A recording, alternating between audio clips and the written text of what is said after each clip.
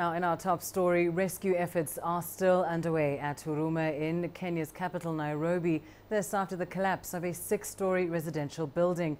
At least 120 people have been pulled from the rubble, but at least 10 have been confirmed dead.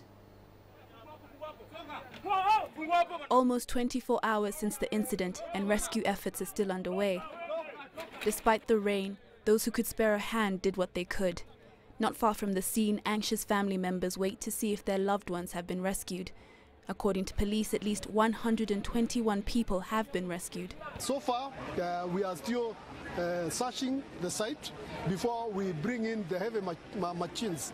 I think it appears like some people are getting impatient, but as it is, we have got indications that there are people who are still trapped in the rubble, and we don't want to use the heavy machines because it is likely to crumble and crush them.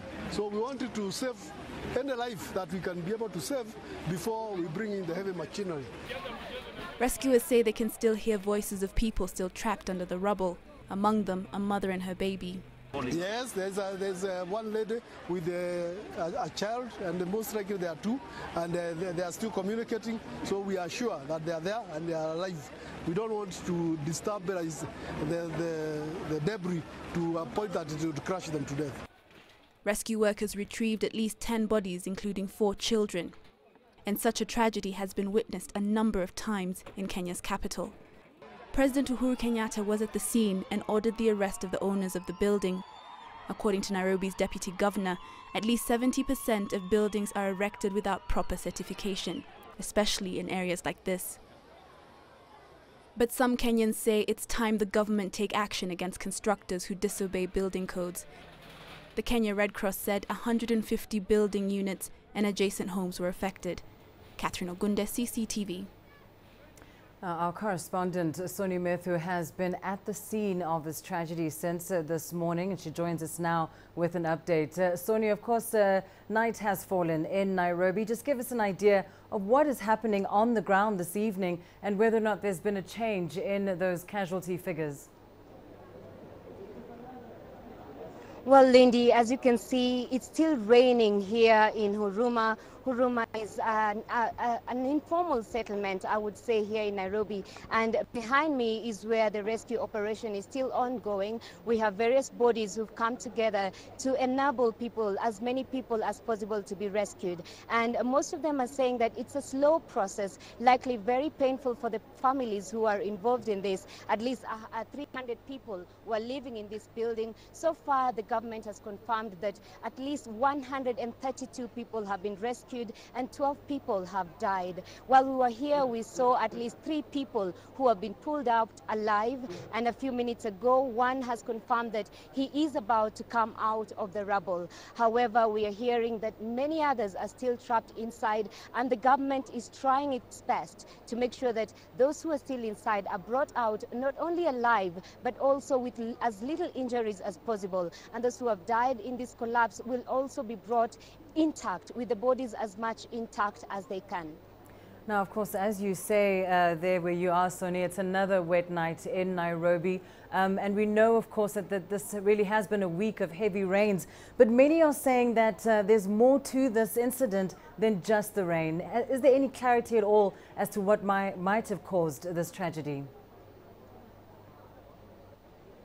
Well, we spoke earlier, CCTV spoke to the Engineers Board of Kenya, and they said various things could have attributed to this collapse. One of them is, yes, the heavy rains, but most importantly, the buildings, as you mentioned, are actually not certified to be here. Most of the buildings around here had been marked for demolition, and residents say as soon as they are marked for demolition, they are painted afresh and missed the demolition process. The building that specifically collapsed is actually built on a waterway, which is completely flooded after the rains, and this is also hampering the rescue efforts.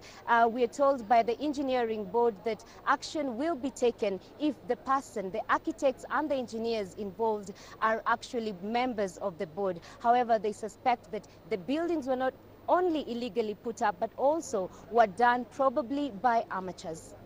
Right, we'll have to leave it there. Thank you for that update. Soni Methu live for us there in Nairobi. It seems a long night ahead for rescue workers there in Huruma. Now, buildings collapsing in Kenya is more common than one would hope. And one of the worst incidents took place on the 23rd of January 2006. In this incident, eyewitnesses claimed to have seen a building under construction just sink into the ground. 11 people died that day. In 2008, another building collapsed, killing a schoolgirl. In 2011, reminiscent of recent events, heavy rains brought down a residential building under construction in Embakasi on the outskirts of the city. 4 people were killed. The rescue mission was led by the Kenya Defence Force. In just days, a second building in the same area collapsed. Fortunately, there were no fatalities. When authorities were asked, it emerged that the owner of these said buildings did not follow the proper building code.